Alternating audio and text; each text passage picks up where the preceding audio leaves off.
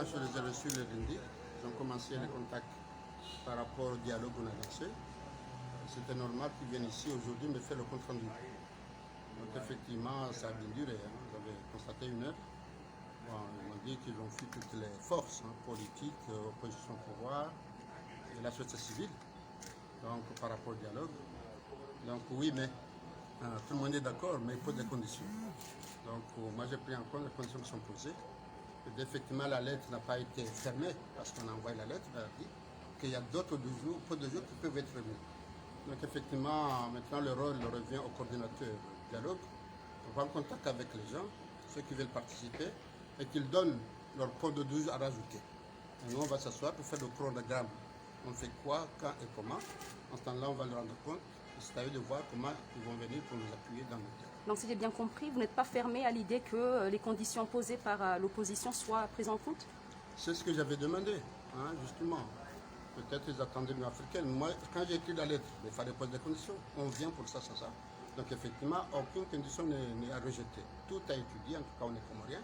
Ce sont nos problèmes. Il n'y a personne qui viendra les résoudre que nous. Donc effectivement, s'il y a des erreurs, on va les corriger. Mais le fait de s'asseoir ensemble et qu'on pose les questions, on va. Celui-là, on peut la répondre comment?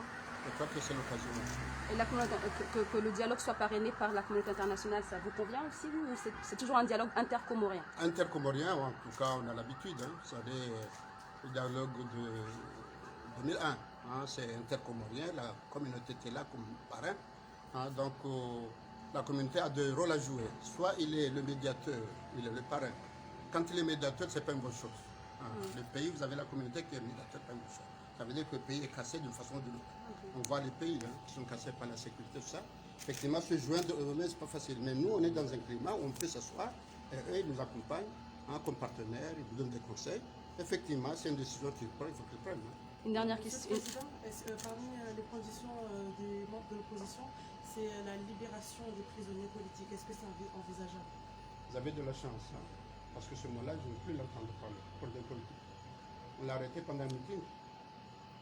Alors, non, quand on a tué, on est criminel. Même si on est médecin. Quand on a volé, on est voleur. Même si on est, bon, je dis. Donc, il y a des actes qui ont été faits, il ne faut pas coller à la politique. Au contraire, vous dégradez la politique. Si quelqu'un a détourné de l'argent et que vous dites c'est un politique, non, vous ne le valorisez pas. Personne ne peut témoigner qu'il a été arrêté pour des causes politiques. Des causes que tout le monde connaît.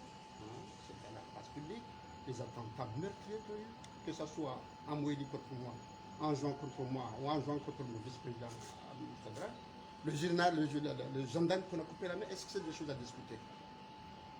Donc ça, c'est des gens, effectivement, parce qu'ils ont commis des délits, ils veulent utiliser la politique.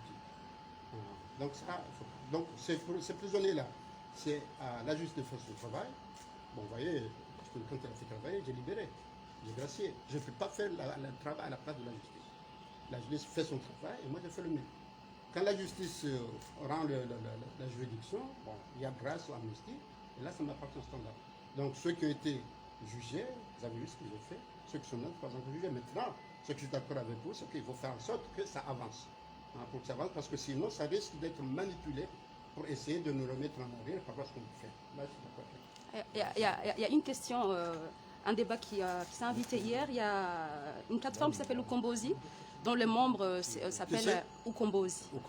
Dont l'un des membres s'appelle Idriss Mohamed Chanf, et qui disait, lui, appeler à des élections présidentielles anticipées. Il dit que les deux camps, aujourd'hui l'opposition et le pouvoir, sont irréconciliables et qu'il faudrait peut-être passer à des élections anticipées. Vous, quel est votre... Ça, c'est son avis, c'est pas le mien. Oui, bien sûr. Moi, je pense qu'on est réconciliable.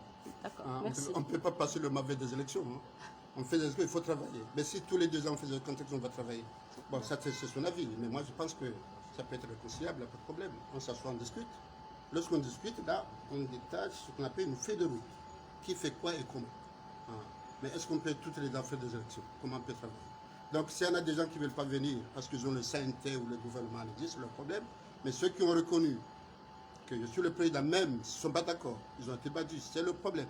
Il y a des élections passées ici, je sais qu'ils sont passés de façon qui n'est pas correcte, mais je n'ai pas renoncé, j'ai accepté. S'ils acceptent de venir travailler, il n'y a pas de problème. Mais ceux qui exigent qu'il y ait des élections, ben, ils peuvent attendre jusqu'à 2024, Inch'Allah. Il y aura des élections, en ce temps-là, ils vont venir. Je vous remercie. Je vous remercie. Merci.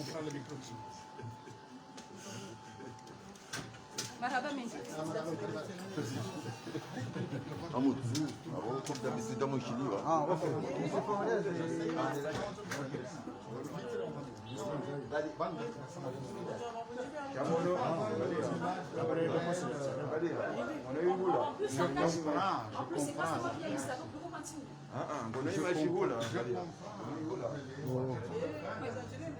Direct.